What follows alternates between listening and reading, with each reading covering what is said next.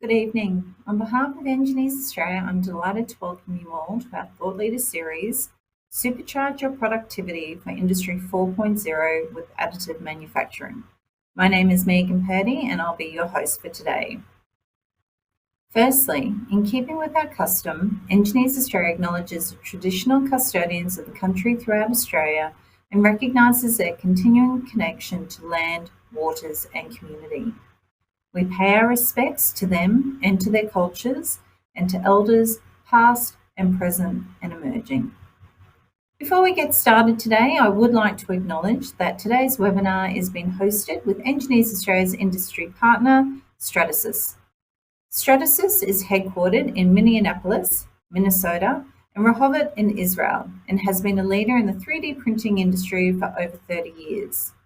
Stratasys offers additive manufacturing solutions in 13 countries for industries including aerospace, automotive, healthcare, consumer goods, and education. Stratasys subsidiaries include MakerBot and GrabCAD, with over 2,000 employees, over 1,200 patents globally, and more than 30 awards for technology and leadership. Stratasys is changing millions of lives with the power of innovation. Now, today we're going to hear from 3 speakers, followed by our live audience Q&As. So I encourage you all to send your questions through to our speakers via the chat box. I'd now like to welcome our first speaker for today, Dr. James Novak. James is a biomedical designer and currently leads the craniofacial team as Senior Research Fellow at the Hurston Biofabrication Institute within the Royal Brisbane and Women's Hospital. He also holds an adjunct position in the School of Architecture at the University of Queensland and is an assistant editor of the Computer Aided Design and Applications Journal. James's 3D printing research and projects have won numerous international awards and been exhibited in venues like the Red Dot Design Museum in Germany. Please join me in welcoming Dr. James Novak. Thank you very much for the introduction, and thank you everyone for tuning in today. I am Dr. James Novak. I work at the Hurston Biofabrication Institute, although I'm not here to talk too much about medical devices and biofabrication today. I'm very excited to talk about 3D printing. Almost all day, every day is consumed by this topic. And so what I thought I'd focus on really is the rapid speed that 3D printing enables you to iterate, develop new products, test ideas, get them to market, and repeat that process over and over.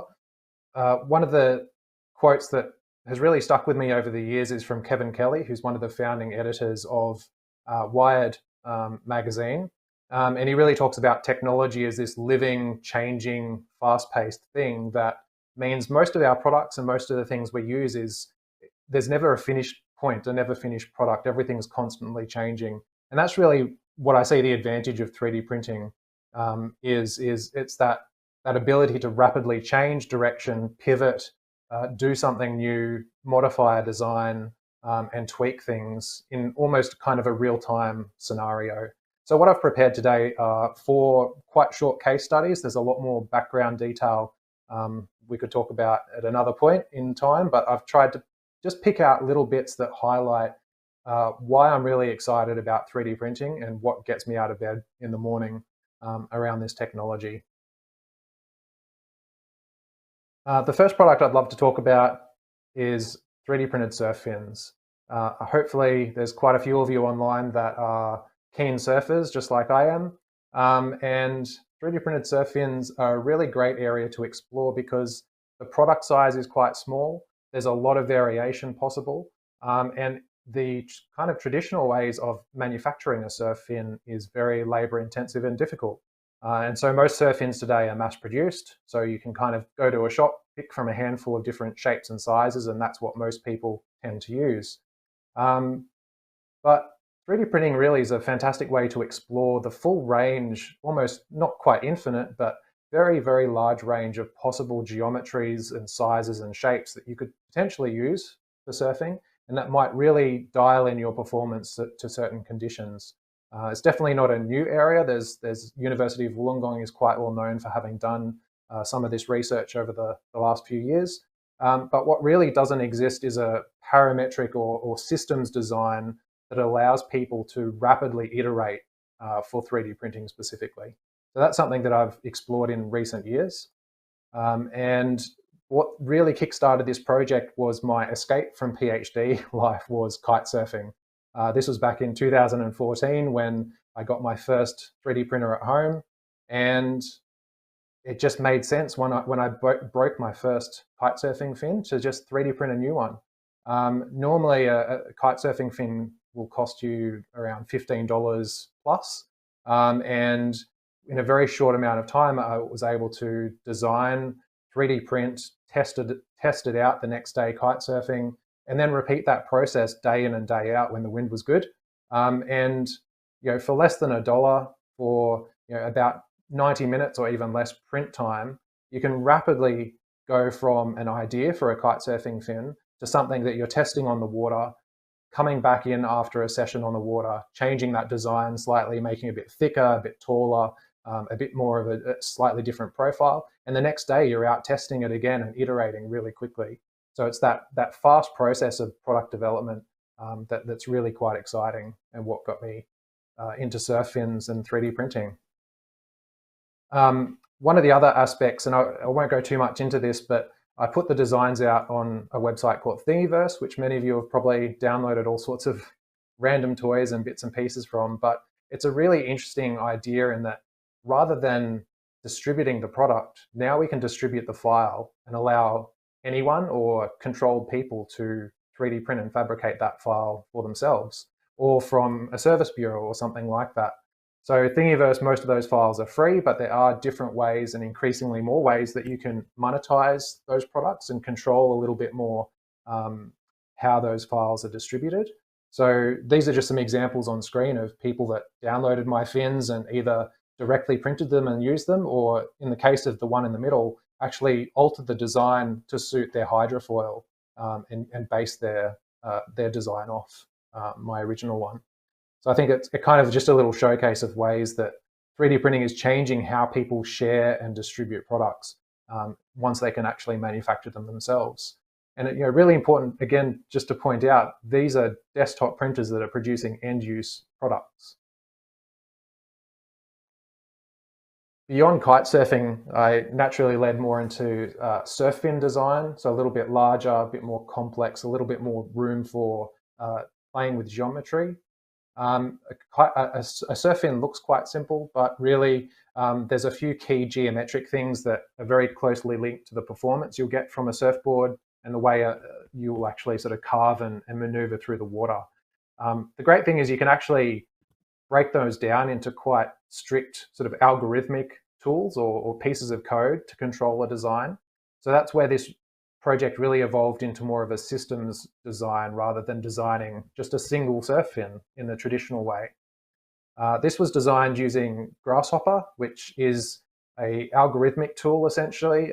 It allows you to program or parametrically define a product, not in terms of surfaces and sketches like you might use in traditional CAD software, but through definitions of different shapes, the way shapes interact, and different movements or controls that allow you to dial in those movements in real time. So what you see on screen at the moment is the full piece of code, essentially, that controls how someone can modify the surf fin. Obviously not really a great thing for the everyday person. So the interface for this product is a much simpler system of sliders. And this could, in the future, probably evolve more into an app or something like that, where someone can directly control with a few sliders, a few drop-down menus, exactly what this surf fin will do. So coming up now is a short little video that will show you in real time what customization of this surf fin looks like. So these are just the sliders being used, and you can see in real time the 3D model is changing. At any point, this model can be pulled out, 3D printed, tested and used, and saved as a future reference. So very, very quick way to allow people to begin customizing or modifying your product, or for internally, if it's sort of a design consultancy or a manufacturing company, internally a way to quickly iterate. So don't design the product, design the system.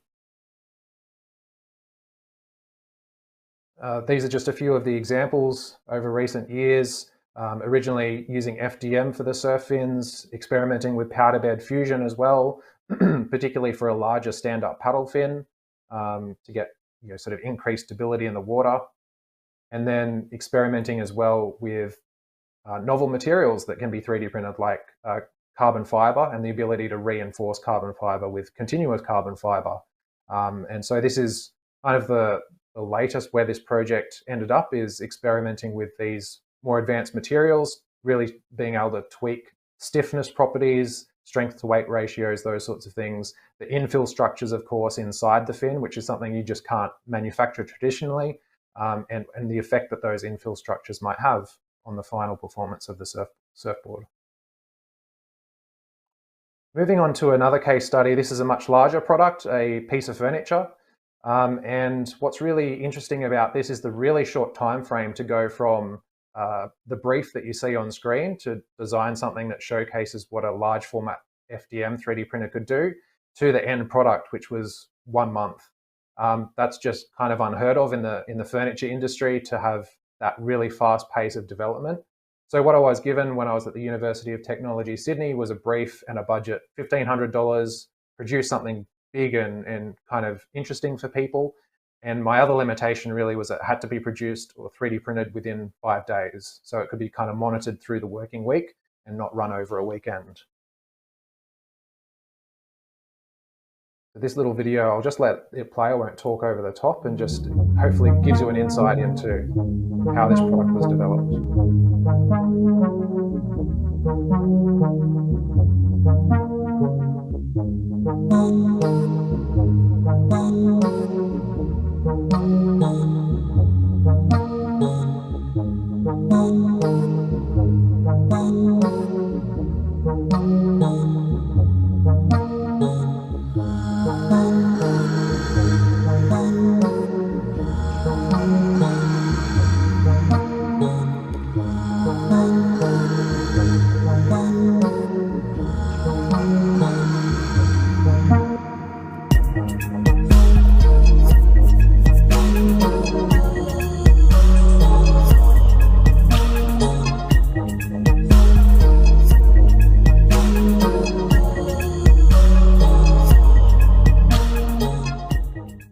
If only our 3D printers were actually that fast in real time. That's almost 5 days condensed into a very, very short video. The idea behind the product, it's obviously 2 fingerprints. It was one of my own fingerprints, one of my wife, who wasn't my wife at the time, blended together. But what was really critical to getting this product developed quickly was the ability to prototype using several different 3D print processes and methods, and also different scales to test things like wall thicknesses and what happens if you scale something up by 20% or 50%, and scaling up to the larger full-size 3D printed model. A lot of failure. If you're not failing with 3D printing, you're probably not doing it right, or maybe just not having enough fun with the technology. The first prints really did not work well. There were bed adhesion problems. The really critical thing was that it was really difficult with the first iteration of the design to hit the budget and print time restraints that I had. And you can see highlighted on the screen, we were getting, just changing the process parameters like the layer height or wall thickness, we were getting really wild variations in print time. If you print something small on a desktop printer and something takes 15 minutes longer or shorter than the other print, it's not a big deal. But when you're talking about days of time, those differences that you make in your print settings really make a huge difference. So anything from 9 days down to just under 5 days. But that short 5-day print was really expensive, nearly $4,000, simply because of the amount of material that was being used, with a thicker layer height and a 2mm nozzle instead of a 1mm nozzle. So there was a lot of iteration to get those print parameters correct before we finally got a design that was printing right. And the trick to this was to use a raft, which wasn't ideal. We didn't want to have any waste material, but the raft helped the product stick onto the build plate during printing. It did get wasted at the end, it chipped away and thrown away, but we were able to hit that important sub 5-day print time and very, very close to the budget, $134 over, which wasn't too bad in the scheme of things. You can also see how the design did change between the sort of first round of testing and the final product in terms of a volume of nearly half the size, which was what helped tick the boxes on our design brief. So that's just a summary of what was achieved, $134 over budget, so just over $1,600 within 5-day print time. And you can find a lot more details in a paper that was published all about that design process and the details of optimizing those process parameters. It would be difficult to talk about 3D printing without sort of the COVID-19 pandemic that's challenged us all over the last couple of years. During the early stages of the COVID-19 pandemic, you might have probably heard of companies that were starting to 3D print different bits of PPE and devices being used in hospitals because all of our borders were shut down. There was no supply of anything coming in or out of any country, more or less. And this is a timeline that we graphed of the COVID-19 pandemic as it started in February 2020 in the first couple of months, alongside the emergence of different products online in the 3D printing community. So a very rapid growth. I mean, the first 2 products were launched on the exact same day that COVID-19 was officially named, even before it was declared a pandemic by the World Health Organization. But very quickly, once that was declared a pandemic, this huge escalation in projects that were online. So we mapped 91 projects here in the first couple of months of the pandemic, huge proportion of PPE and ventilator components, and then other bits and pieces like nasal swabs that people were starting to design and 3D print. Completely new way for medical devices to come to market, that's for sure. So this is just a little breakdown of what those devices were and how they were manufactured, the vast majority using desktop type 3D printing, FDM, but also resin, SLA, DLP processes were in, material jetting and multi-jet fusion, powder bed fusion. These sorts of processes were all being explored by industry as well as people at home or people who had access to a university and no other things to work on as a response to the shortages of medical devices. On screen here, we can see just 2 very different designs for a face shield 3D printed component. So what we did as a secondary or follow-up process during our research was looking at the print times, the amount of material used, the amount of components in different products between face shields and face masks. I guess the key thing really was that face shields, on average in the first couple of months, it would take about 2.5 hours almost to 3D print a face shield or a couple of components for a face shield. The face mask's much more complex, normally many more pieces involved, on average about 5 pieces to a face mask, using normal sort of process parameters. These are just graphed in this graph here. So you can see that print times for face shields, typically a bit of a cluster around that 50 minutes, so it's just under an hour to print, and then escalating all the way up depending on how big the product was, how detailed it was, and then face masks. There were some real big outliers that were many, many hours to 3D print a full face mask with some of these early designs. And you might be thinking, well, that was great during the COVID-19 pandemic, but borders are open, let's get back to mass producing these products. And that's fair enough, but I think it's really important to acknowledge that you can't really compare like for like. This distributed manufacturing, the sharing of files and printing in all sorts of different remote regional areas close to where products were needed, close to a hospital. It's a paradigm shift, I think, that we probably in a few years' time will look back on and think, that was a real turning point for how things were manufactured in our world. Costs range from a few tens of cents to a couple of dollars for most of these products being printed on FDM type desktop machines, and it might be much cheaper using mass production technology, but the opportunity to completely remove shipping and the opportunity to rapidly iterate in real time is some advantages that I think people really need to start to think about and consider. And this example here is just a bit of an indication of how quickly that iteration could happen. This is one of the face mask designs that was quite popular early on. Version 1 released on March 21st, and version 8 released just a few days later, and constantly iterating and sharing this online, getting feedback from clinicians and people on the ground needing these things, people 3D printing them and providing feedback about what worked well and what was slowing their printer down and those sorts of things. It's a real sort of game changer for getting a product out quickly and then iterating in real time rather than trying to perfect it in-house and potentially miss the opportunity to be first to market is something that I think is quite exciting to explore. The numbers are really huge, and it's difficult to track down now what these would be, probably in the millions, but already just a couple of months into the heart of the pandemic, there were hundreds of thousands of masks being printed in single facilities like the Prusa Research Lab, where they had 500 or more desktop machines linked together, constantly manufacturing. It's not to point out that this is a particularly great way to do things or a bad way, just to point out that your desktop machine at home or in your studio, your engineering facility, maybe in isolation, may have limited applications, but imagine scaling that up by a factor of 500. Imagine what you could do.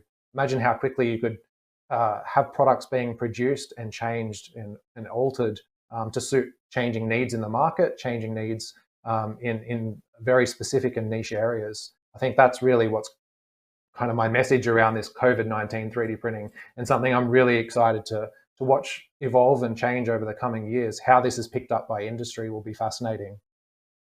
The last little example I'd like to run through quite quickly, I had to put one in from the work that we're doing at the Hurston Biofabrication Institute. Our program is tightly linked to neurosurgery and maxillofacial surgery applications of 3D printing. And one of the things we're looking at quite closely is using 3D printing to train surgeons better, cheaper, faster, and give them increased confidence when they're performing procedures, particularly for the first time or in difficult situations. So what you see on screen is a non-3D printed, just a standard skull model that was given to one of our consultant neurosurgeons at a conference to show junior doctors how to perform a burr hole and craniotomy. Anyone who knows anything about the skull will quickly see that that skull is extremely thin. It's not representative of what the skull looks like, feels like, and certainly when you drill into this material, it doesn't smell like the skull, and probably not something you should even be drilling into. So we're really interested in exploring how 3D printing can better tackle the issues that our neurosurgeons and training surgeons are facing. The exciting things that we're interested in are things like the ability to customize or tweak the design to suit different situations using different materials or different print processes, changing the model complexity, things like internal details inside the skull that are really difficult to manufacture through casting or molding methods. And then the opportunity to even share some of these designs, send them out to other centers that have 3D fabrication technologies like Hurston Biofab does, rather than us having to manufacture them and send them out. Within our health systems, we could easily share a lot of this information and share the manufacturing processes. So some of our early prototyping was really key, very quick prototyping. Almost every day we could have a neurosurgeon come in, test our latest couple of 3D prints that were quite small, give us feedback about infill or material qualities. The haptics is really critical when drilling into the skull, and make iteration quite quickly. We were also able to start scaling things up, getting head models, basing our heads off CT scans from anonymized sources, so that we could, step by step, reach a product that is very close to something that we're hoping to commercialize soon. There's been a lot of ongoing work here, but I think it's just important to point out that the two top qualities that neurosurgeons rank as being important for one of these training models is the mechanical response to drilling, and then the overall feel, how hard, how soft is the material when you're drilling at 75,000 RPM with one of our neurosurgical drills. It's got to feel right and behave right. Otherwise, the training you give to people is not going to set them up correctly for performing it for the first time on a patient. So this is just a little demonstration of what some of our testing looked like. So having neurosurgeons touch and feel the model, give us feedback about the print quality, the surface quality. They were blinded to what the methods are. They didn't know what the materials were or the technology used to 3D print. So they're really just basing their feedback on their experience and their instincts about what looks and feels like the skull. A lot of mess, spraying everywhere. We used ventilation to extract any potential fumes and debris that was coming off these models. And I'll just start to wrap up by saying that we had in our top 3 materials and methods using desktop technologies like FDM and SLA, as well as a material jetting technology using a digital anatomy material that replicates bone. So our top 3 are something we're going to continue exploring, and there's a range of opportunities there to either improve them or use them for different scenarios, maybe low-cost regional areas.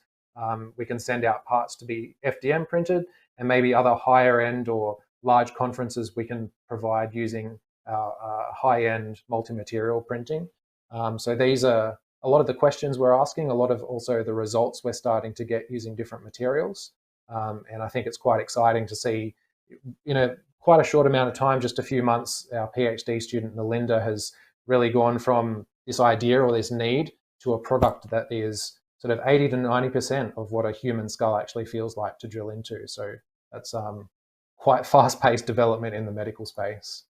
So to wrap up my talk today, I'd just like to kind of summarize the key points that 3D printing is often talked about as a slow manufacturing process, but I think you've got to look at apples and apples, and we're often talking about 3D printing versus injection molding, which is just comparing 2 very different things. You've got to look at the opportunities that 3D printing enables, and how can a company start to embrace those opportunities, whether it's different ways to distribute, different ways to manufacture, different ways to engage customers, or different people in the design process using different systems for customization and personalization.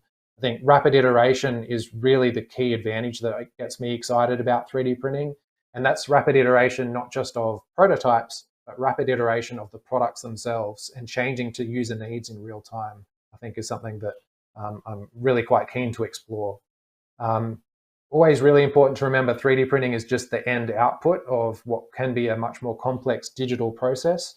And whoever is the master or the controller of that digital information, I think has a lot of power and a lot of advantage in today's market. And lastly, as a designer myself, I think it's important to say design really is critical. Hopefully that kind of comes across from some of the examples today.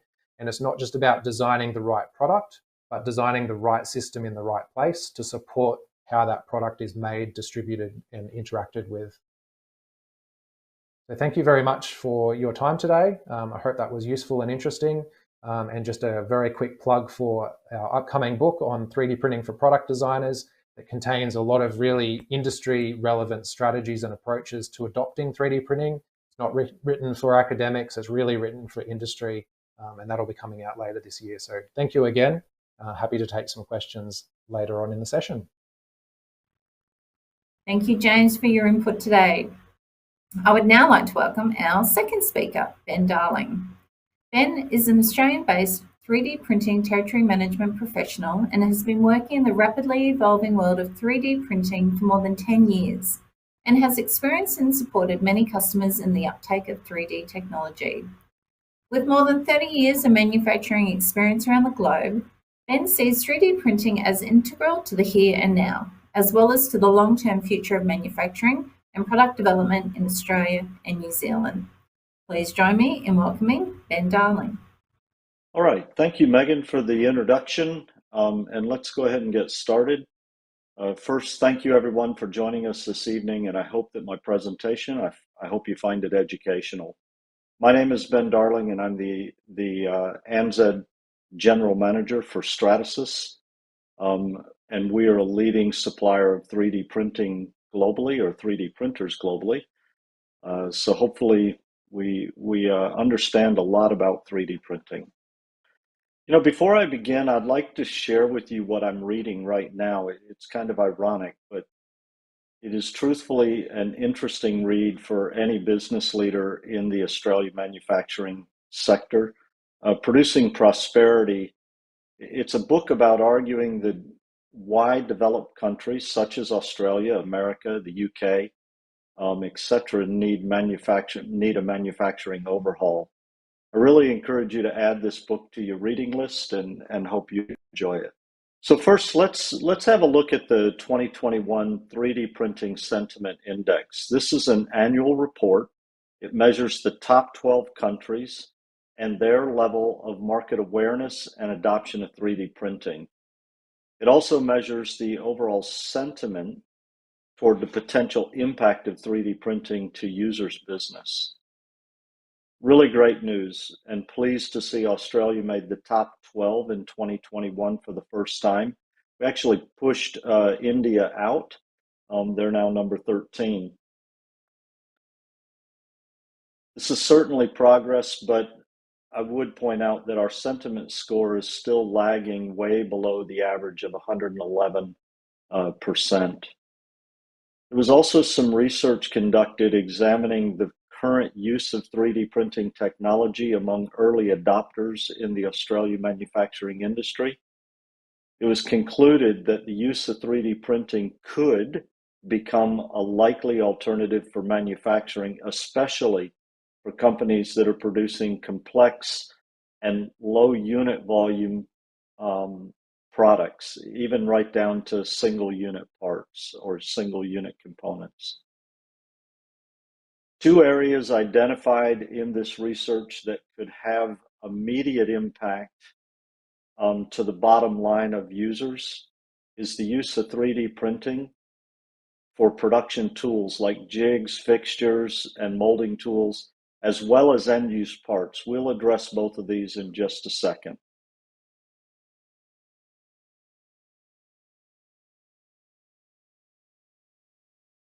What we're going to do is first start with design and R&D.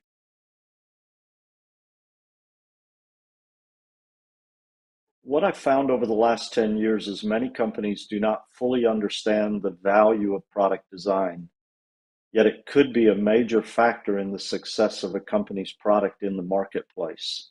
In Australia, we tend to consider design kind of a niche activity or a nice to have decoration that kind of wraps around the product's engineering. You know, since the beginning of the 21st century, design has been one of the most significant growth engines in many companies. Look at some of the most successful companies in their industry, like Apple, really known for its simplistic design, Breville, Toyota, Tesla, Samsung, Coca-Cola, all leading with design first. So I wanted to make a point of good design and just take a moment to share some pictures of some exceptional design. All of the pictures that you're going to see are 3D printed, including the ones that are on the slide now. These are all 3D printed. Every part of the product is 3D printed. So you can see the speaker. It has some color extrusions coming off of the actual material. That is actually 3D printed directly onto fabric. The bottle itself, while it's clear and has a colored interior, all of the butterflies that you see are suspended inside of that block of resin. Really interesting here, you're going to see leather, you're going to see stitching, you're going to see labels. All of the leather, stitching, and labels, as well as the texture mapping on the top and on the tortoise shell, all 3D printed. Same for the remote control. Again, more 3D printed products, all gold standard designs or gold standard models. Even down to the fabric that you see on the speaker, as well as the leather you see on the console. This is all 3D printed. No part of this is actually real product or anything other than 3D printing.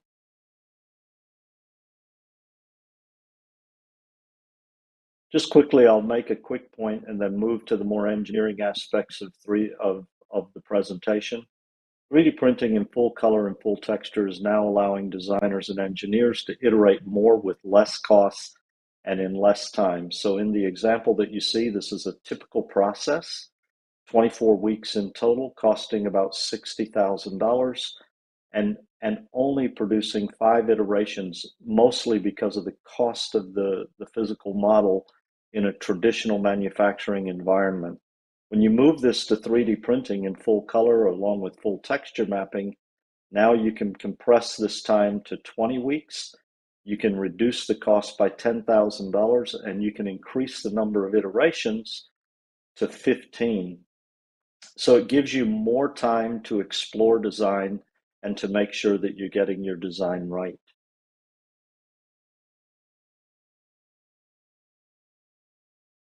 All right, let's get into the engineering aspect of things and start talking about what really impacts the bottom line. I'll start with jigs and fixtures, which is really the next step in the process beyond the design. So now that we've designed the product, we now need to manufacture the product. As I shared earlier, jigs and fixtures and production tools are one of the quickest paths to ROI of a 3D printing investment.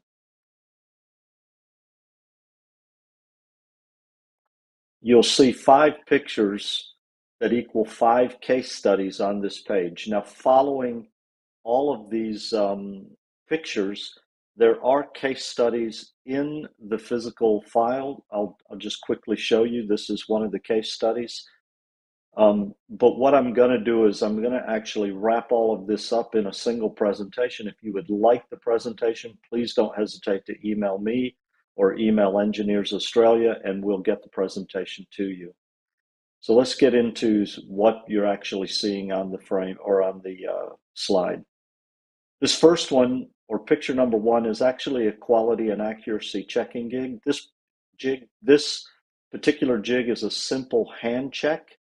But I've also seen checking jigs 3D printed, and because of their high accuracy, can be used with CMM. The second one is a static dissipative chemically resistant jig that is robust enough to receive and hold metal inserts. These inserts can either be pressed or applied with heat. It's whichever way is going to best suit the application of the jig. Number 3 is a bending check guide made of composite ABS CF10. So this fixture is created directly from the CAD. Because it's created direct from CAD, it actually fits perfectly. Now, in most cases, when you fabricate this kind of checking guide, these checking guides can actually be very heavy. They can also be inaccurate because in many cases you're not using the actual CAD. Number 4, all of the parts that you see, they stretch across the floor here or across the floor in that picture. These are all 3D printed multi-hole drill guides. They're created by the engineers at Boom Supersonic. And it's really just around accurately locating fastener holes over the whole structure of the airplane. And again, full details on this particular case study are included in the slide. All you have to do is ask. Last but not least is an end-of-arm gripper with a vacuum suction. Now this is created out of nylon 12 carbon fiber and it's printed at 99% density to ensure that that suction can really hold. It's also important to point out that the part is 7 times lighter than its steel alternative, which provides additional cost savings against wear and tear of the physical robotic arm.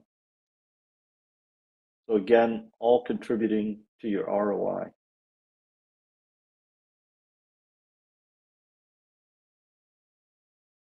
So now moving on to tooling, again, you'll find that I've included all the case studies. They're just hidden slides. Once you ask for the slides, you'll have access to all the case studies for each one of the pictures that you see on this slide. So the first example is one of the most interesting, and it's certainly one of the ones that I find most interesting. It's what I call sacrificial tooling. So the white part that looks like the negative of the carbon fiber part, or the black part, the white part is 3D printed in a soluble support material. Now what that means is that you're just simply going to 3D print the tool. You will then do the carbon fiber or fiberglass layup process, and once it's cured, you can then submerge the part in water and the tool will simply dissolve. Now, one of the major advantages that this offers is that now your geometry doesn't matter as long as the water and the soluble, or the material can actually leave the inside of the part. You're pretty much open to any geometry that you wish to create. Number two is a metal pressing tool. We see these all the time. All of us see these everywhere I go. Everybody seems to be doing metal pressing. And in this particular case, for low run volumes, nylon CF10, which can handle the pressure of the press itself, and it allows you to create a low volume of parts. Last is a composite layup tool. You can see the original tool at the top is made of metal. It's kind of important. You can also notice that there's two entries for a forklift because this part is so heavy, it needs a forklift to actually move it around the facility. Now, when you move over to 3D printed layup tool, it only requires one person to move it around. Let me show you something. I have the part right here behind me.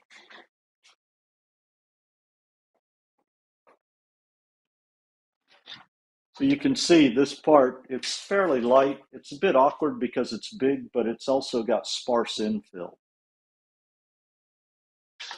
Also printed in Alton. And also printed in one print. So that was printed all at the same time. Again, the full details of this case study also at your request at the end of the presentation. Okay. All right. So now we get to the point where we start talking about 3D printing as an end-use part. I want to share with you some of the typical reactions that I get. I think you'll find these kind of funny. The first one is, oh my God, here we go again. 3D printing will never work as an end-use part. And then I also love the one where they go, no, it's not ready yet. It's too new, and we're not comfortable with 3D printing as end-use part. So let me share one report with you. This is Jabel's 3D printing trend report, and it's produced annually. This one was produced in 2021. And this report actually asks the question regarding the percentage of companies using 3D printing and how many are using it for end-use part. I just want to point out the difference of the none of it category, which is the very light gray, and the difference between 2017 and 2021, moving from 20% to 3%. So shrunk by 17%, meaning that many companies are now starting, as they get more experience with their 3D printer, they're seeing that they can actually utilize it for end-use parts. And of course, my reaction is a little bit different when somebody finally realizes this, so nice.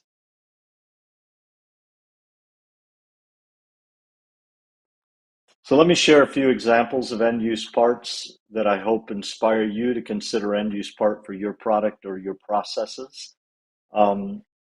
Again, full details of the case studies are included. This is the one for the drone, and you'll get to see that when you ask for the presentation. This first part is Lockheed Martin part. It's a component for a manned spacecraft. I put this in because we have an emerging space industry here in Australia, and I thought it might be of interest. Now, this is, again, it is actually a very high performance material called Antero 840. And it's really being used because it's lightweight, it's strong, there's no outgassing in space.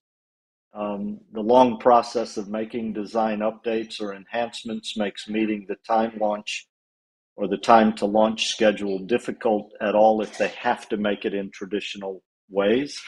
With 3D printing, the solution was able to meet all the requirements, including the short lead times for design. Part number 2 is an obsolete trolley head part, and the lead time to get this part is typically about 12 months is what the customer told us. With 3D printing, it now reduced it to only a few days. So there was a significant cost savings. They were able to keep the asset moving. So again, this is a obsolete trolley head. So the cable that goes over top of the trolley, this is where the cable meets the arm that sits above the trolley car. Also, this particular part, it met all of the bus's standard fire regulations. So again, another successful use of 3D printing. Now, part number 3, really what I want you to focus on is the black part of this part. So you'll see 2 red straps. You'll also see the black. This is a hydraulic line clamp used in an an F-16 aircraft, and it frequently fails after extended exposure to the vibration, the chemicals, and even the heat cycling of the aircraft. Using DLP technology, DLP 3D printing technology, and Loctite resin by Hinkle, the U.S. Air Force found a solution that allows them to replace these parts in a rotation and meets all of the fire safety requirements for aerospace parts. Last is a drone, and again, the full details of this particular or of all of these are following this. I've just got them on hidden so that when we send this out, people can get the full details. But it's a drone, and it has actually a 2.74 meter wingspan. It also can reach a maximum speed of 241 kilometers an hour. So I would say quicker commute times to work with this drone. By using 3D printing, they were able to reduce the time to market and the build time by more than 50%. So literally cutting down time and getting it to market very, very quick, and cutting down time in production. Now, you can see, if you look really close, you can see on picture number 4 that there's a sparse infill on the wing. So it allows the company to use, and this company by the name of Aurora, to use a sparse infill as well as a more organic structure for the main body. Now, this actually enabled the drone to be much lighter, significantly lighter than its original build. Total weight, including the turbine 7 electronics, is just under 14 kilos. So, as you know, in the drone world, less weight means more flight time. So I'm going to start wrapping it up. I'm going to actually wrap it up right here, and I wanted to leave you with this Chinese proverb. The best time to plant a tree was 20 years ago. The second best time is today. So I hope for those that are using 3D printing that you'll now start looking to expand your usage, start going into end-use part and more tooling applications. If you have not started 3D printing, it's really a great time to get in. We've just entered or just been included on the sentiment index chart, and I believe that it is quite positive news for Australia in the area of 3D printing. The use of 3D printing is certainly on the rise in Australia, with many experts projecting that manufacturing capabilities are going to make us more innovative, more competitive, and more agile. So thank you for your time today. I know time is valuable. It's my hope that some of the information shared here inspires you to expand your use and uptake of 3D printing. Also, if you want the full slide deck with all the details around each case study of the pictures that were presented, I encourage you to reach out and ask either Engineers Australia or myself. My details are here. I'm happy to send you a PDF. Thank you again. Thank you, Ben, for your input. I would now like to welcome our third speaker for today, Jan Ragu. Jan started his career working in the automotive industry, performing design analysis on internal combustion engines before moving into sales. He worked for OEM, Ford Motor Company in the United Kingdom, and the software company Romux, which is now part of Hexagon Software. Joining Stratasys in May 2015 as a strategic account manager, he now heads a team in charge of the commercial sales and enablement across Europe, Middle East and Africa, North and South Asia. Please join me in welcoming Jan Ragu. Thanks, Megan, for the kind introduction. So today I will be talking about supercharge your productivity for Industry 4.0 with additive manufacturing. So first of all, let's talk about the challenges faced by the industry. So we've had recently the COVID pandemic, which had a massive impact on the supply chain, the cost of warehousing for spare parts, which is extremely high, the impact of the war in Ukraine on fuel price having a big impact in terms of the cost of freight, which is actually skyrocketing at the moment. Lead time and tooling cost also make production of typically a volume in the thousands of 10,000 very prohibitive when it comes to looking at the cost of the injection mold. We see that 75% of 628 businesses surveyed faced supply chain disruption at the moment. This is a major, major problem. And today we have an opportunity. When we look at the traditional way manufacturing is done, everything is centralized, sometimes very far from the customer, and things have to be shipped from either by freight, by container, through the sea, through large container ship, or through plane. But what we see is an opportunity using digital inventory to actually localize the production.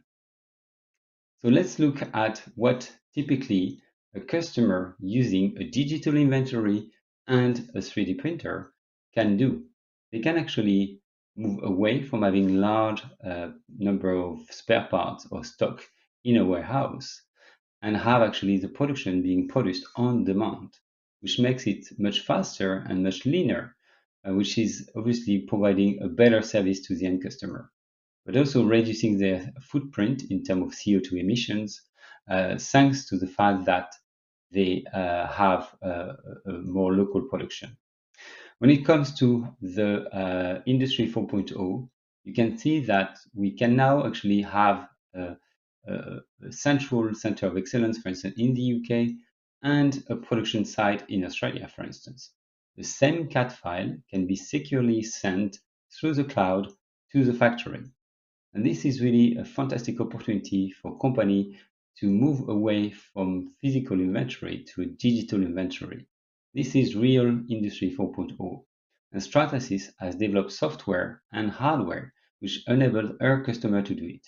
I will share with you an example of Siemens Mobility, who today has moved away from creating spare parts in high volume, but actually producing them on demand when the customer needs them using our 3D printer, an FDM system, the F900.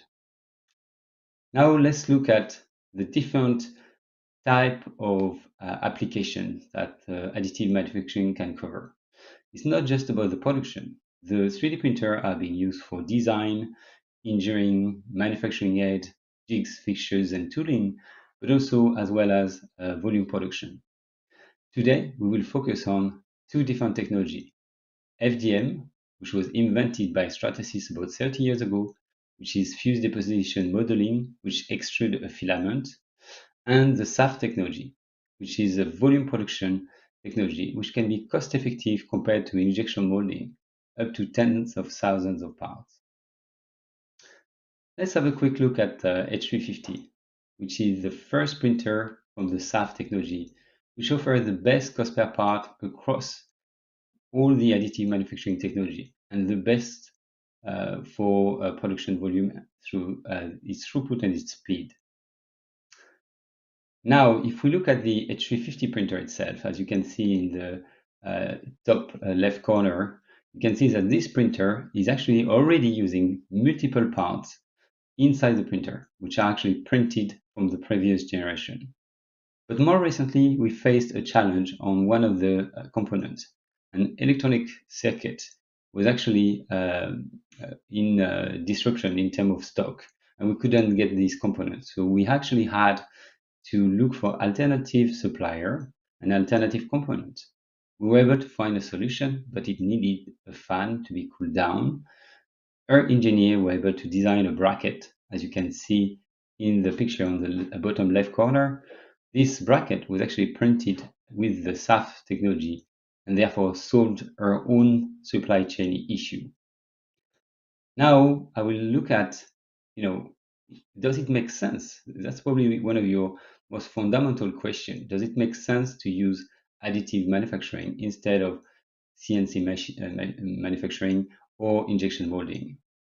And actually the question is, yes, it does. And that's why we are using 30 parts on our H350. But it's all about numbers and return on investment. So we actually looked at getting pricing for injection molding for some of the parts which are used on the H350. And you can see here the vacuum powder extraction lead here cost about $20.70 using injection molding to make 1,000 parts. The highest contributor in terms of the cost here is actually the mold itself, which has a lead time between 12 and 20 weeks. With the SAF technology, you can print within hours. In 12 hours, you can have a full build of those parts being manufactured at a cost of $12, which is a 42% saving. The break-even point between the SAF technology and the injection molding for this first part is 1,725 parts. If now we look at the second part on this table, which is a Z spindle thread wiper. This part using injection molding costs about $25.52. Using the SAF technology, it only costs 42 cents, which is a 98% cost saving. And the break-even point here is in excess of 58,000 parts. This is a fantastic opportunity to move away from injection molding for this low to medium volume production. And finally, we have also an example of a medium-sized part, which is a housing, which costs with injection molding $20.55, and with the SAF technology only $12.60, which is a 39% saving. Again, great opportunity here to use this technology and move away from the long lead time of injection molding. When you think of 30 parts which are embedded into a printer, this means 30 injection mold. And actually, the opportunity of the SAF technology versus injection molding is the fact that we don't have a tool. The tool for the parts that you see on the right-hand corner costs between $18,400 and $24,500. To start the production, this can be done within an hour with the SAF technology, 12-hour print time, 24-hour cooling time. Within 2 or 3 days, you will have a batch of parts. You can actually have thousands of parts within a week. It will take you several weeks before you even receive the mold for the injection molding, which really will delay your start of production. And that assuming that the mold will be right the first time and don't need any rework. Start part as a digital inventory means no warehousing. This will also bring significant cost saving and also agility when it comes to your production. This means that you can print digitally and send the file digitally in different locations around the world and have the printer located near the customer, eliminating the need for shipment and reducing your CO2 footprint. You can also print multiple parts within the same build, meaning that compared to injection molding where you have one mold for one part, here the same printer can use can print different parts. And I will show you an example where we are building 92 different components within the same build for a system which is developed in North America. And also you can offer customization. So the product can evolve with the customer. Every single build within the SAF H350 can be different. Now I have a video to share with you, which is a fantastic case study about a part which was stuck on the Ever Given ship in the Suez Canal. But let's hear what our customer has to say. My name is Philipp Götz. I'm the CEO of Götz Maschinenbau.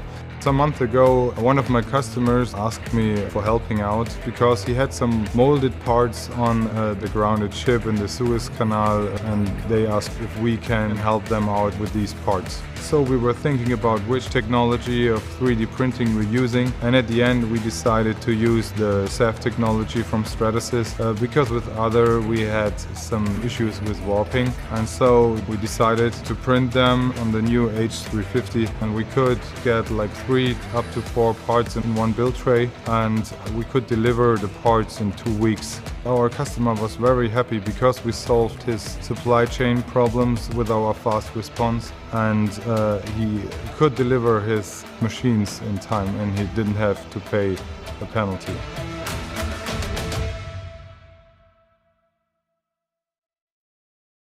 It's fantastic to hear what customers have to say about a technology, how they are using it. And this really proves that this technology is today solving problem for the supply chain. Let's look at another example. This system, which is a waste resin axial printing device, or WRAP. The WRAP technology, as you can see on the picture on the left-hand side, is actually a system which cures resin. Actually, what they've done is they've printed 38 SAF parts. So you can see the picture at the bottom left corner is actually using parts which are dyed in black, parts which are gray or natural color coming directly from the printer with metal inserts as well. And within 12 hours, the company who is using a system is able to print 92 components, and which means that they can save several hundreds of thousands of dollars in terms of injection molding mold cost saving. This is a significant cost reduction compared to just traditional manufacturing process. Let's look at what volume of production can be achieved within a week. We talk about 92 components within 12 hours. Weekly, you can produce 1,100 parts. Knowing there's 38 SAF parts onto the system, this is enough to make 28 WRAP machines, 28 a week. This is a really fantastic run rate when you look at the volume required for these products. This is actually more than the company need for their annual production. This provides them agility and actually very fast start of production, making them extremely competitive in the market. But why did they choose the SAF technology? Now let's look at some of the components which are actually fitted onto this machine. First of all, the VAT receptacle is using PA11, which is extremely good in terms of its chemical resistance. Also, PA11 is made from castor oil, which is actually made from plant, and therefore is non-petroleum based, reducing the CO2 footprint of the product. It has also fantastic impact resistance, so the door rotating guide need a dynamic load for assembly. This part works fantastically well. It also provides great surface finish and can be easily smoothed and dyed to provide, for instance, display bezel, which are very important in terms of visual aspect. And finally, the light shroud mount need great ductility and strength, and P11 again provide both. This is why this technology can be used for multiple parts within this product, successfully replacing traditional material and processes. But let's look at another type of process. So we are now moving into the FDM technology. Typically, FDM is more suitable for larger parts. It's very accurate and very good at making large composite material, which can be used, for instance, for tooling to replace metal tools. This is a fantastic opportunity to use, for instance, nylon with carbon fiber to make lightweight jigs, fixtures, and tooling. So let's look at the typical use of the FDM technology and material within the factory. Typically, they are used for jigs, typically complex jigs, where you can actually create the jig directly from the CAD file very, very quickly. There is actually software which provides you automation to create a jig from the CAD file of the part, very simply. You can create fixtures, which can actually be replacing, for instance, in this case, soft jaws. Metal parts can be replaced with nylon 12 carbon fiber, for instance. You can make forming tools. You can make high compressive strength material, which are carbon fiber and composite thermoplastic. You can also make unused parts. And we have many of our customers who make production line and components using our FDM system. And spare parts. For instance, I will show you a couple of examples of companies who are using both unused part and spare part within their production. Essentially, there's a very wide range of material and application with FDM, probably the widest of all the technology within additive. You can have low temperature, very easy material to use, like ABS, for instance, for prototyping, which have some good mechanical properties. But if you have more challenging application where you need a higher heat deflection temperature and a higher mechanical properties, Stratasys has a very wide range of material. For instance, the new PEX semicrystalline, which is being introduced on a 4050, will provide you a heat deflection temperature in excess of 260 degrees C, with the mechanical properties in excess of 100 megapascal. This is fantastic material which can really be used for very demanding application. We have also electrostatic dissipative material which have a very good chemical resistance, some carbon field and some glass field material as well. So depending on your application, we will have a material which will suit your need. In addition, our system are being open, which means that you can actually, using a software called OpenAM, which will be launched at Formnext in November this year, you will be able to add any material that you want and be able to tune the parameters on our system as well. But let's look at some example of a case study within the jigs and fixtures and tooling. What we can do is actually achieve lighter, faster, and cheaper jigs, fixtures, and tools. GM, General Motors in North America, is one of our biggest customers. They have multiple F900 printers, and they are actually using the part to make risers, which are lifting the body panel across the factory. They are able to achieve 75 to 80% lead time reduction, a 32% weight reduction, and achieving a payback on the system, which is actually just under 12 months. This is a fantastic justification for the printer. When you can justify an asset and have a return on investment which is less than a year, this is really proving that the technology is working. This is another example, a couple of examples from different companies. John Crane, which is quite well known in the oil and gas industry and heavy chemical industry as well. They actually needed to make some lightweight fixtures, and they wanted to replace some of the soft jaws they are using. They found that the nylon 12 carbon fiber from Stratasys, which has 35% chopped carbon fiber, can replace very effectively aluminum material for their production line, reducing the weight, reducing the risk of injuries, but performing extremely well in terms of its compressive strength and mechanical properties. And in this case, they achieve up to 70% cost reduction, which is a fantastic opportunity and cost saving. Another example here is the end of arm tool from this company called Genesis Systems. And the company actually was using CNC machining for those end of arm tools. The tool was weighing 15.9 kilograms. After using FDM, they were able to reduce the weight to 1.4 kilograms. That's a staggering weight saving, as well as the lead time was reduced from 20 days down to 3 days. That's a 17 days saving, or 85%. On the weight saving is a 14.5 kilogram saving, or 91% saving. Fantastic opportunity. But the tool is also performing fantastically well. As you can see in this animation, this tool is actually used with vacuum inside, and the part is being cut with a water jet cutting device. And the part is not moving. This really proves that this metal part replacement works fantastically well in this application. Now let's look at a company who's gone a step further, and they actually started to adopt digital inventory for all their spare parts. Siemens Mobility is a customer of Stratasys, and you can see the bumper here being assembled onto the tramway. Is actually a bumper which has been printed with a F900 system. You can see these 3 different sections, all of them being printed separately, meaning that only one section, if one section of the bumper is damaged, the customer doesn't need to reprint the whole bumper, but only one section can be replaced.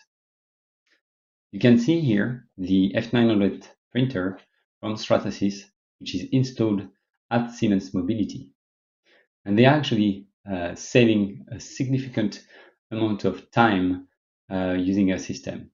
You can also look at the USB cover, the yellow part on the left-hand side. Those are also parts which have been printed with this system. They enable to retrofit USB charging point to tramway and buses within the Siemens Mobility product portfolio. Siemens is saying that they can reduce manufacturing time by up to 95% using the Stratasys F900 printer. As I was mentioning before, this bumper that was assembled on the first picture that we looked at is actually sometimes damaged. And when there is a damage, the customer can actually go to the Siemens Mobility webpage and directly place an order online. As soon as Siemens Mobility receives this order, they send the request to the manufacturing team next to the 3D printer, who will then print the printer, finish the printer, lacquer it, paint it, and then ship it directly to the customer, significantly reducing the lead time, but also eliminating completely the need for warehouse and stock. Now, there is a lot of technology to choose from. We have FDM, we have SAF. We didn't really mention too much P3, which is a DLP technology, but it's also one of the technologies typically that our customer may use for production. And it's difficult to make a choice, but there's definitely some criteria which can help you to make the decision in which technology to use for which application. Cost per part, speed, and quantity will be very important factors when you make a decision. Technical specification like temperatures, strength, aesthetic, and accuracy will also be very relevant consideration to select the right technology. Let's look at, first of all, the cost. Here we've been comparing some camera mount, as you can see on the right-hand side, printed in the P3 technology. And we compared SAF, P3, and FDM. And as you can see, the cost per part is actually the cheapest with the SAF technology. FDM will provide you the ability to print larger parts. P3 will provide you the ability to print very detailed parts like connectors and parts which required extremely high accuracy. But SAF overall will be the best when it comes to cost per part and higher production volume. Let's look at the typical dimension of parts. In blue here, you have what typically people will print. So for P3, typically part up to 10 centimeters or 100 millimeter will be the most common part that people will be printing on this technology and which is recommended. For the SAF, part up to 200 millimeter typically make good sense and economical sense as well. For FDM, you can easily print parts up to 600 millimeter. Now, if you look at the maximum build volume, which is the number in red here or orange, you can see P3, the maximum part size could be 370 millimeter, but typically that doesn't really make sense from an economical point of view. The same with SAF, you could print parts up to 300 millimeter, or with FDM parts up to a meter. Those are not the best suited dimension for the technology. When you look at parts, you should really look at the number in blue. This will help you to guide the technology selection. Now we have providing a summary on how to position those technology. We look at the part aesthetic, the strength, the accuracy, the economic, and the part size. When it comes to economics, SAF is definitely the best. When it comes to accuracy, P3 will have the best accuracy. When it comes to part size and strength, FDM will be the best. And that's why it's sometimes challenging to understand which technology to choose. But we believe that FDM and SAF can be very complementary technology as well as P3. And this is really important for your selection in terms of production. Now, just to summarize, additive manufacturing is already enabling manufacturers to reshore production while reducing cost and improving competitiveness. We've seen the example of Siemens Mobility. We have different technology might require to cover different applications. And that's why we have a portfolio of 5 different technology, from design to tooling to end-use part. SAF technology is the most competitive technology versus injection molding, especially for parts in the thousands to the tens of thousands. And leveraging additive manufacturing today is suitable for medium volume production, jigs, fixtures, and tooling. The opportunity is now. We have customers who already are taking advantage of the additive manufacturing technology to complement their existing CNC or injection molding technology. We do not see additive manufacturing to be necessarily in opposition to traditional methods, but more a complementary solution for the volume which are typically in the tens of thousands of parts. Thank you very much, and I will be happy if there is any question. Thank you, Jan, for your input tonight. Well, now it's time for you, our audience, to get involved. So please ask our speakers your questions via the chat box, and don't forget to include who your question is directed to. Now, I would like to welcome Sean Cooper to our Q&A this evening. Sean is the Corporate Application Engineer from Stratus and is based in England. He has been involved in the 3D printing industry for the past 8 years, working with various technologies as a service engineer and as an applications engineer. Sean now works with the R&D team responsible for the H350 and the SAF technology. So we will welcome Sean to our Q&A session. So what I thought we might do is kick off with a few questions that we've received from registration. And we've already seen quite a few questions come through live. So my first question, and this one might be to you, well, potentially to all of you, but I'll kick off with this first one. What would you recommend as first steps to get started in additive manufacturing? So books, courses, internships. And that question came through from Alfredo from Victoria. So James, maybe you would like to kick off? Sure, thanks for the question, Alfredo. A very big topic and a question I'm sure all of us on the panel tonight get asked regularly. I know we don't have long for questions, so I'm going to keep my answer relatively short. I think any way to get hands-on with the technology is always my first response. I think there's no better experience than actually getting up close, slicing files, running 3D prints, like I showed with some of my examples, failing and understanding why parts fail, and also understanding how to correct the design and the process parameters to improve your outputs. So there's lots of ways to do that here in Australia. Through collaboration, I think, is the critical thing. You're not alone if you're starting your journey into 3D printing.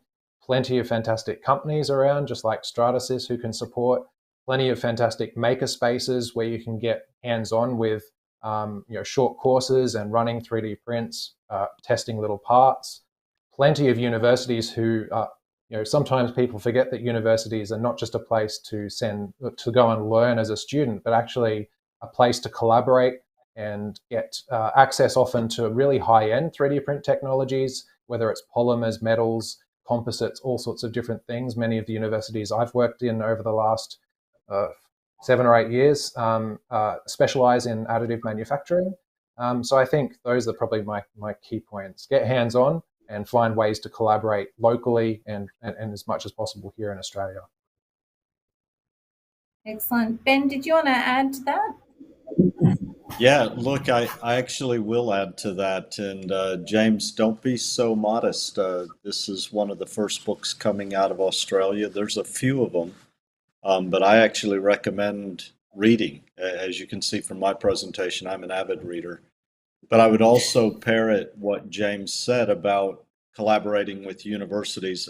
I know that there are very large additive manufacturing centers at almost every university in Australia. There's certainly one in every major city. And if you need to know more information about that, we're happy to help point you in the right direction. So yes, getting hands-on, reading, and then going to these universities and experiencing their additive manufacturing precincts. Excellent, thank you. We've had a couple of questions come in. One came in on registration, and I did see one similar come through live. And it is around how will this help in environmental sustainability? So I might, again, I'm thinking a few of you might be wanting to answer this one, but I'll kick off with you, James, if that's okay. Yes, happy to kick that one off. I think it's a really great topic. And to be honest, I think the sustainability side of 3D printing probably hasn't been pushed anywhere near as much as it could and should. I think it's still quite early days. And to be honest, there is still a lot of waste in 3D printing now. It's quite difficult to recover and recycle some of the waste materials, whether it's failed products or support materials and things. That is slowly changing, and if you dive deep enough, there are ways to certainly improve that. But I think in the theory side of what 3D printing offers, it's quite amazing, the range of ways I think this is going to be beneficial for the environment longer term in the way that we manufacture. And I think Jan touched on some of these points, shortening the supply chain, trying to eliminate as much of that sort of shipping of physical products and being able to digitally send information and have it manufactured more locally is a really big game changer that early days still. And I think the COVID-19 examples I was talking about are just a little taste of things to come. I think the opportunity to reduce the number of parts in products, 3D printing full assemblies or 3D printing more complex products where you don't have as many parts coming from all over the world to some central location to be assembled and then ship products out is another really big opportunity. You have to look at the opportunities as a designer to eliminate support materials in your designs as well. So that can be a way to improve quality of those, improve the sustainability side of what you do 3D print. And then I think really interesting things from a sort of psychological point of view, if someone has personalized a product or customized it or had some input as the customer, there's a lot of evidence to suggest that the products that are 3D printed for them specifically have a much higher value to them, and a person is more likely to keep that product than some off-the-shelf mass-produced thing just like everyone else on the street has.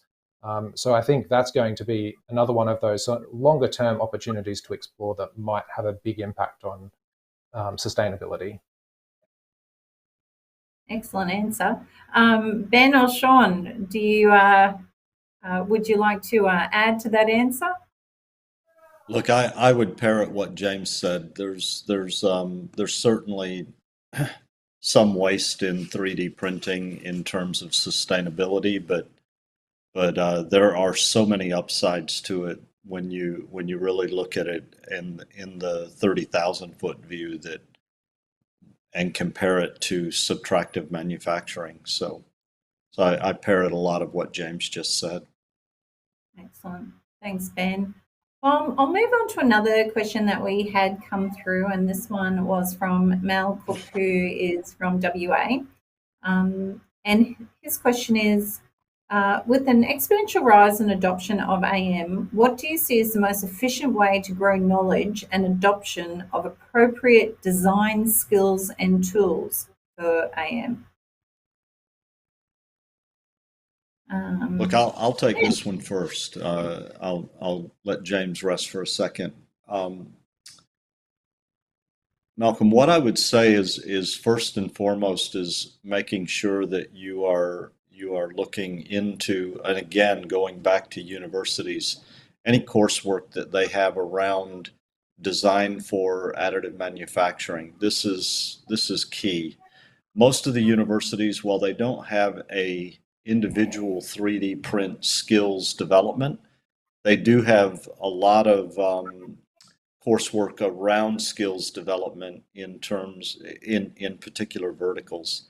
So I go back to the university sector. This is something that I personally speak to universities about. Oh man, so much. Probably on a monthly basis, I'm having conversations with universities around design for 3D print and also building skills around additive manufacturing. So again, I point you straight back to the universities.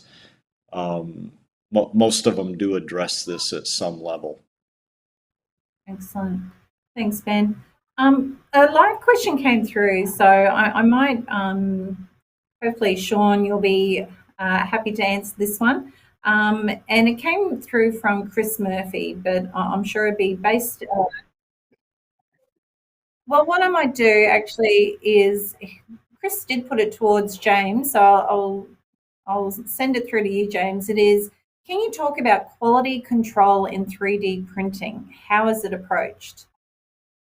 Yeah, it's a very, very big topic and a really great question, particularly relevant in the field I currently work in the medical space. There's not too many sectors that would have higher restrictions around quality control. So, obviously TGA regulates medical devices. That a lot of what we produce at the Hurston Biofabrication Institute are medical devices, class 1 and moving up from that. So quality control is a really critical part of our processes daily. And that's not just, I think the thing to remember, it's not just the quality of the product, but for us, we also have to be very careful and document the quality of the design, the process. So we work, typically our process might start with a CT or MRI scan. So from that point right through to evaluating, taking measurements off the 3D printed medical device, all of those processes have to be documented, and there's elements of quality control. It is probably something that is underestimated in terms of the time to set these systems up, to have them working efficiently, to have staff trained to manage and monitor quality procedures. But I think in a lot of industries, not just medical, aerospace, automobiles, all sorts of things, quality is a really critical part of the process that, you might think, I'm going to get into 3D printing, invest in 3D printing and some post-processing tools, and you might completely forget the investment that might be required to have a quality control process in place. And that takes time and expertise. And I think that's something to plan for, particularly if you're in an industry where quality control is important. Excellent.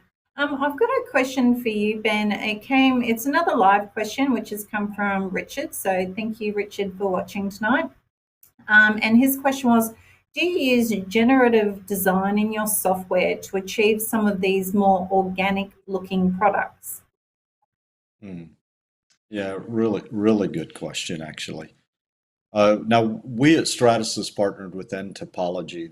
That's one generative design solution, but there's several of them out there. They are not the easiest to use. Many of them are very new in the technology, so being able to actually build the design to be generative can be quite challenging. I think actually James showed more of a controlled generative design capability around his surf fin, which I recommend. Anytime you have an ability to control the design somewhat, it's important. But yeah, the Topology is the one that we've partnered with, but there are lots of them out there. The important thing is to really get your head wrapped around how to best use that technology from the start. Which might lead into the next question, and it's from Bradley Mason in New South Wales.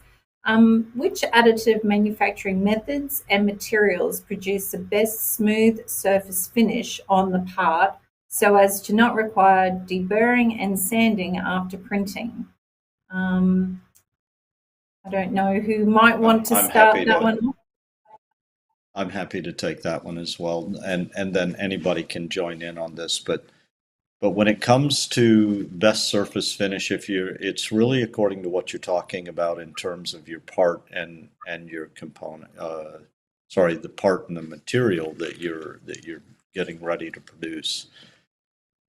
I find that some of the best surface finish comes almost plastic injection molded quality from DLP technology, which we call P3 at Stratasys. And then going down from there, we also have polyjet technology. Now again, it's really dependent upon what you're trying to achieve or what the material properties of the part that you're producing requires. But when you go to polyjet technology, you're talking about down to 14 micron layer thickness, which really removes a lot of the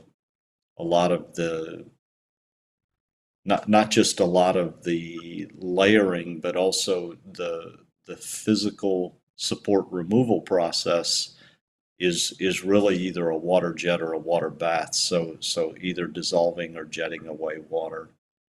From there, you can then move into more of the powder bed technology, like our SAF technology.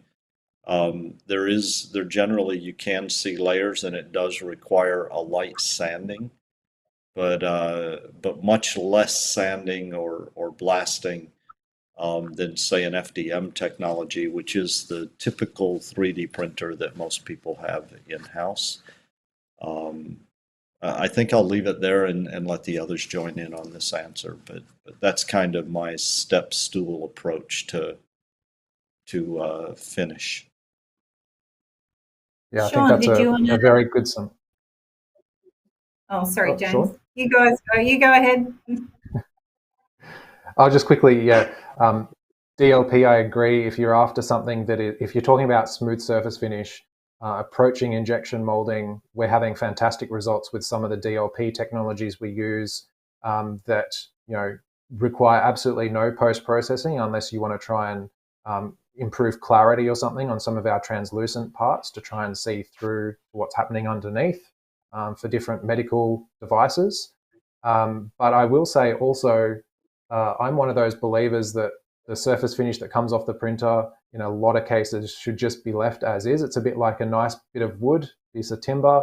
That grain is something you want to highlight. And so a lot of the things that I really enjoy is I'm happy to see a big rough FDM surface finish on a part if it's not critical to the function of the part, because it shows how the part was made. And one of the things that really fired me up when I first got into 3D printing and developed my first big showpiece product was that I was sick of seeing 3D prints that didn't look 3D printed.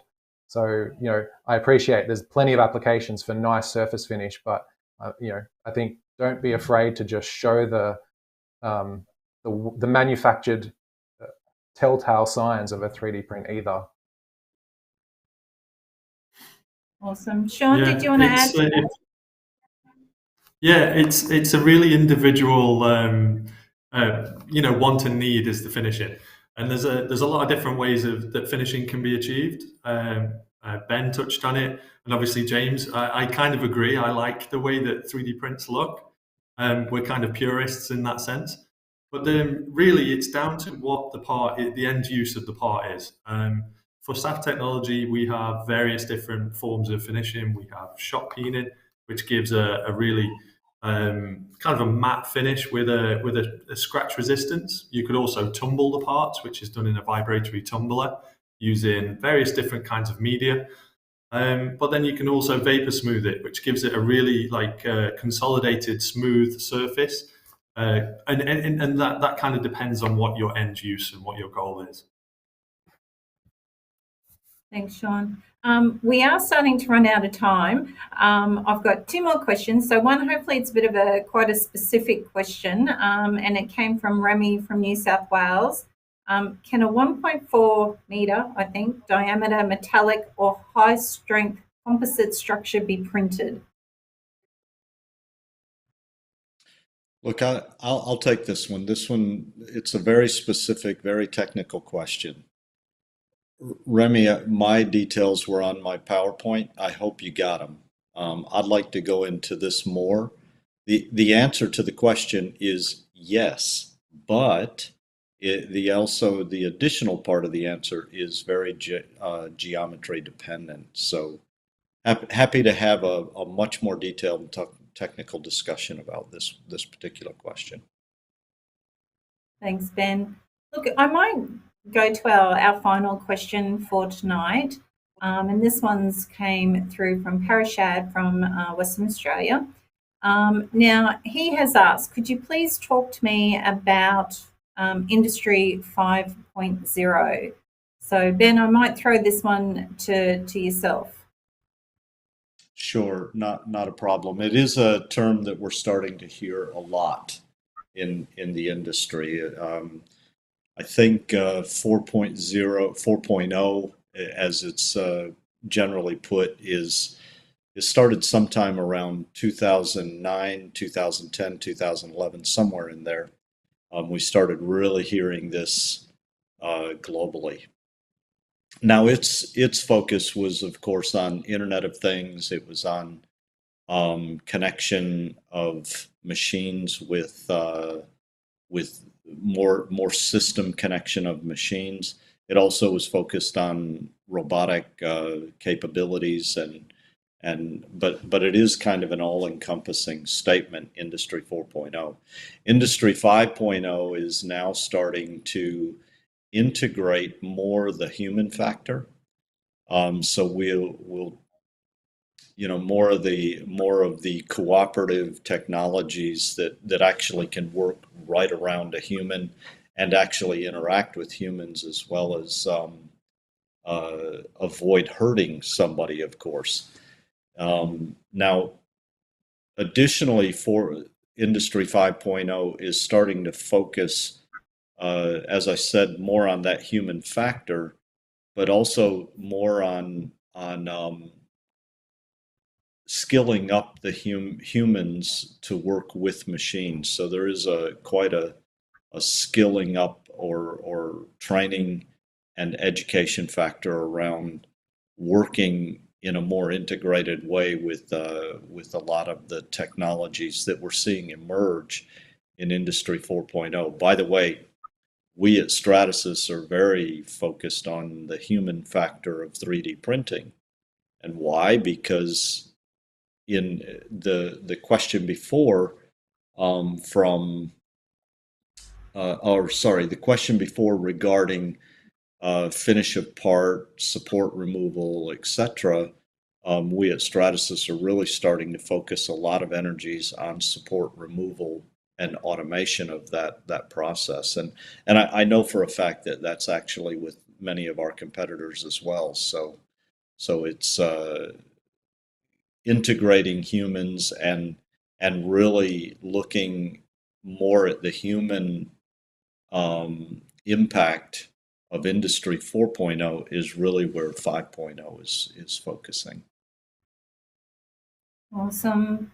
Well, look, I would like to, I have to say it's, have to call it a day tonight. So please join me in once again thanking Dr. James Novak, Ben Darling, Jan Ragul, and Sean Cooper for their time and input this evening. They were excellent presentations, so thank you all. I would also like to thank Engineers Australia's industry partner, Stratasys, for their support. And if I could please ask of our audience to complete the short feedback form, which is linked in the description box below. By completing that really helps us to improve and plan for future sessions. So just finally, thank you again for joining us tonight, and we hope to see you at our next Thought Leaders event. Thank you.